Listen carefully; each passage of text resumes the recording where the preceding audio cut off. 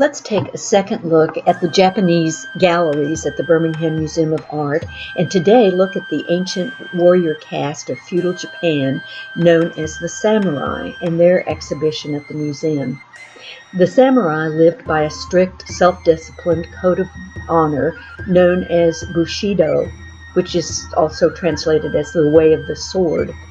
This defined the samurai way of life and was loosely analogous to the concept of chivalry in Europe.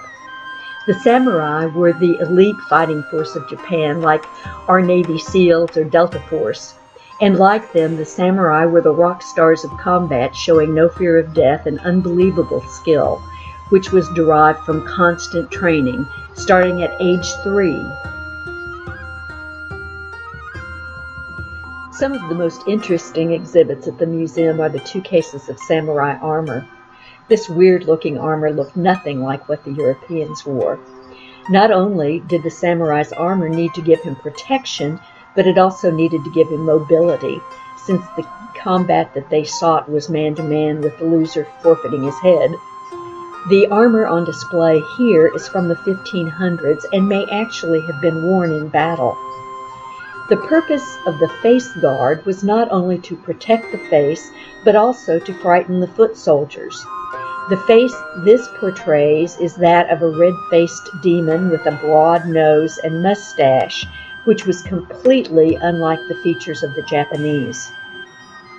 The armor on the chest is made of lacquered plates of leather, tightly woven with silk.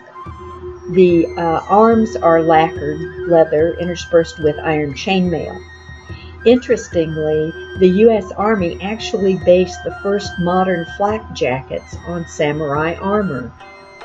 The chin protectors complete the ensemble, and the knife in the front is called a helmet splitter, and we'll talk about that a little later. The wealthier samurai rode horses, and these swan-like objects are stirrups which attach to the saddle.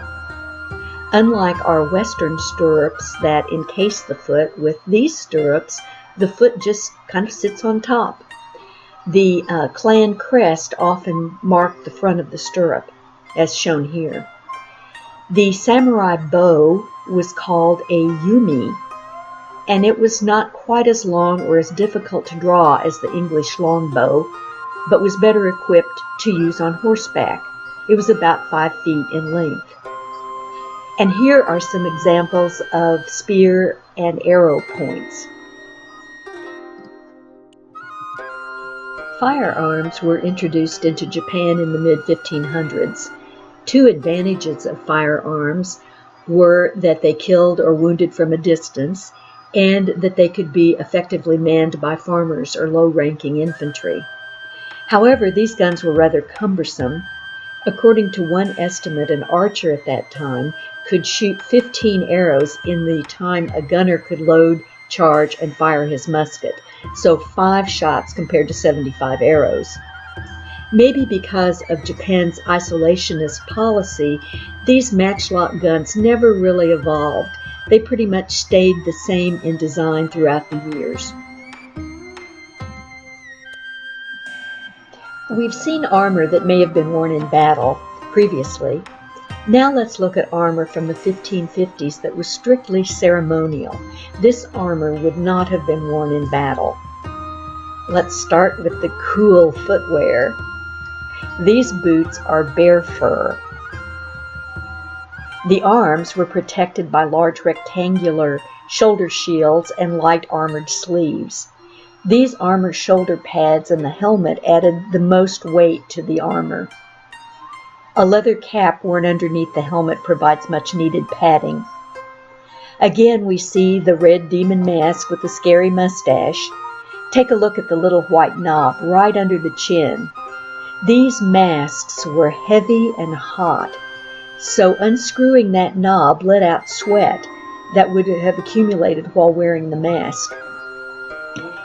Isn't this helmet with its flaming dragon wonderful?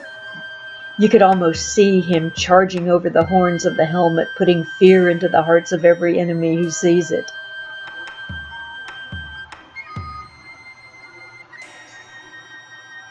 This armor and the glorious helmet would obviously have been worn only by the higher-ranking samurai.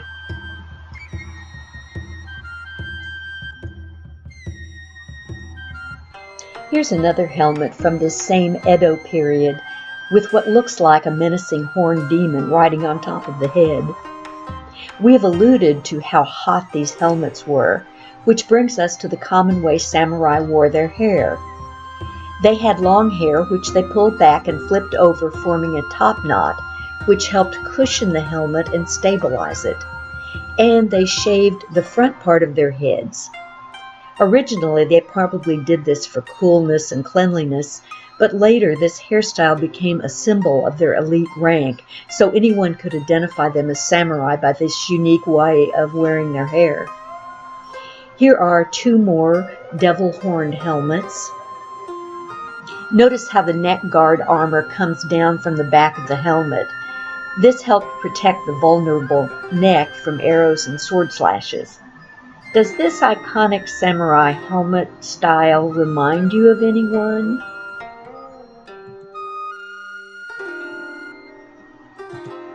Yes, Darth Vader's helmet design was influenced by samurai helmets. Here is another battle mask. And notice the second one with the long curved nose and the turned up long chin.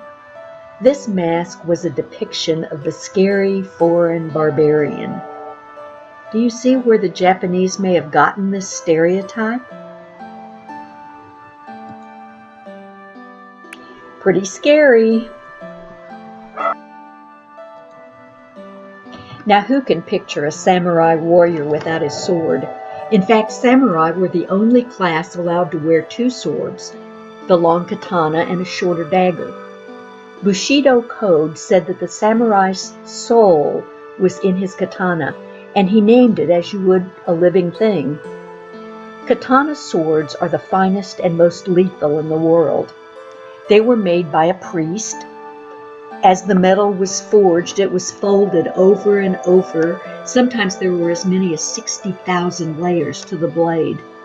This gave it strength, but it also needed flexibility, so it was fused with softer steel at the spine. It took from 1 to 2 months to make a katana. How were they tested? 2 ways. First, the vice test, where it was put in a vice and bent to a 45-degree angle. If the sword broke or failed to bend back to its original shape, it failed the test. The second part of the test was to cut bodies in half in one stroke. It could be the body of a corpse or the execution of a live convict. Sometimes they would stack the corpses, and the number of bodies the sword cut in half was then inscribed on the blade. Reportedly, blades bearing 5 body ratings can be found in Japanese museums. A tsuba is the handguard mounted on the Japanese sword. It serves to keep the user's hand from sliding up onto the blade of the sword and to counterbalance the weight of the blade. The last weapon I want to show you is called a helmet splitter or hashiwari. The knife gets its name from the hook where the blade attaches to the hilt. With enough pressure, it was possible to hook the helmet and pop out one of the metal helmet plates, sort of like a can opener. The sharp point and narrow design made it good for up-close combat as a stabbing weapon. I've shown you only some of the samurai objects in the BMA's Japanese collection, some of my favorite pieces. I hope you'll make a trip to see the rest of the Japanese galleries soon, where the cost to get in